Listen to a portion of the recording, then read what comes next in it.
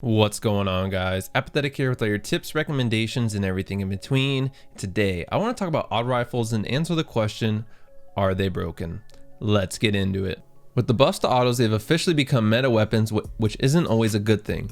And it already has people calling for nerfs, specifically when it comes to our exotic autos, Hardlight and Suros, which sit at the top tier in terms of effectiveness. Now these weapons officially have a 0.70 time to kill, with Suros at its max RPM when using spinning up goes as low as 0.47 seconds time to kill. Now that's just insane, guys, and I would get why people, when they look at these TTK values, they may feel some kind of way before even using auto rifles. Then we look at the trials report and you see Hardlight this past weekend accounted for 4,203,157 kills, which is the most, with the next highest being Revoker at 3,380,848. And man, after hearing all of this, I would think that autos are a real problem, with Hardlight and Suros really shining at the top, and maybe they should be nerfed. But let's hold on. I'm going to break down how a lot of this can be very misleading and how people maybe haven't really learned how to outplay autos in general because of bad habits from previous seasons. Now I can already hear you in the back, but Appa, this is just the whole left click meta and this gun just melts me. Okay, let's settle down. It's not that bad.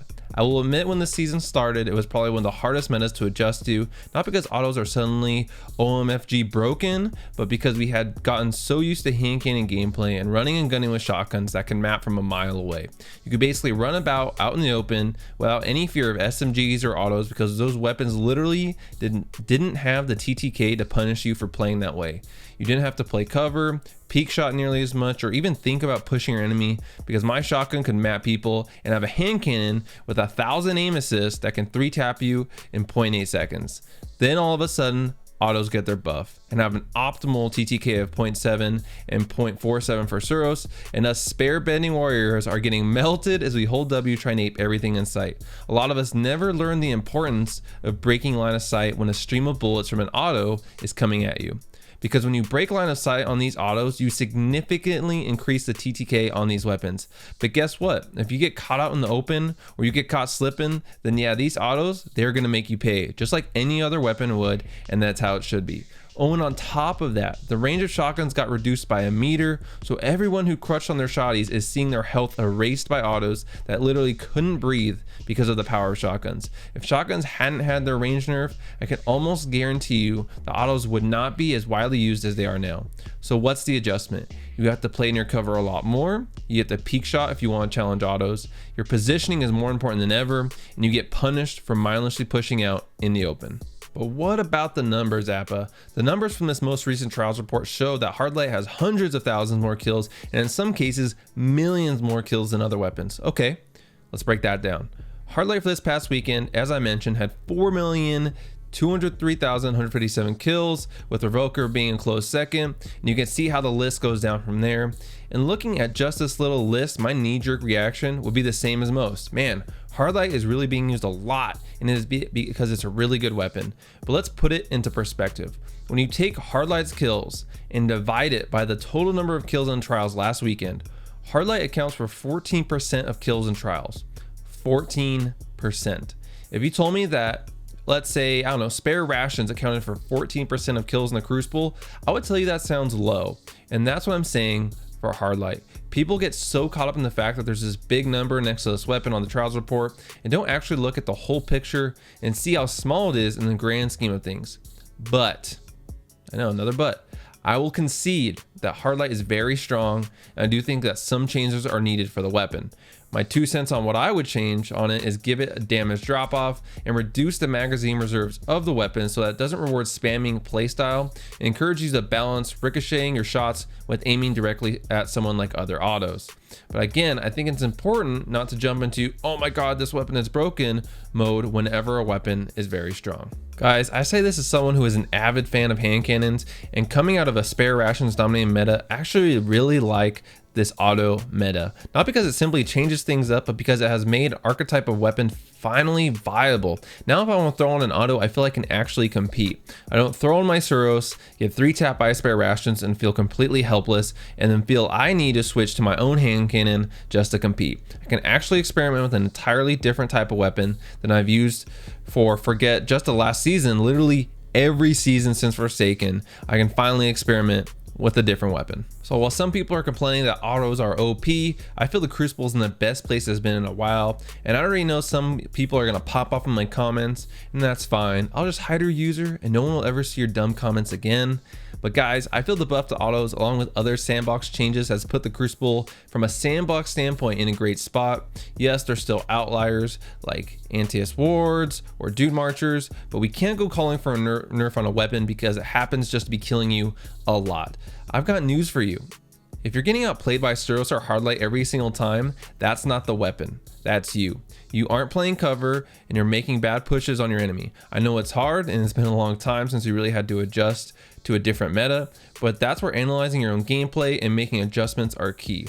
In trials, even with all the Hardlights and Suros, I use Thorn 99% of the time, and I haven't had any issues with people using autos. I made sure I adjusted my playstyle, hook corners and peak shots, and guess what?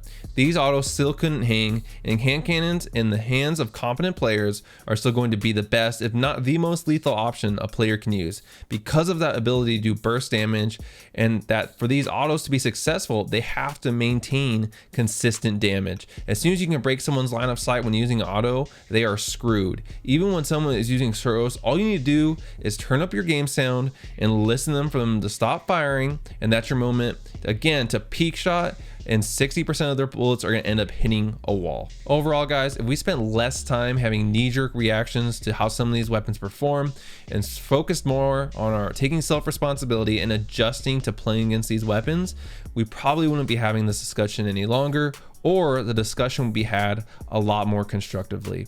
But let me know in the comments below, what do you think? Do you think Hardlight should be nerfed into the ground? Do you agree with some of the changes I think it should have? Overall though, outside of Hardlight, in my opinion, I feel autos as a whole are fine and they bring a nice balance to the meta. With that, guys, thank you so much for watching, and if you enjoyed this video, make sure you like, share, and subscribe as it's a free way to support me.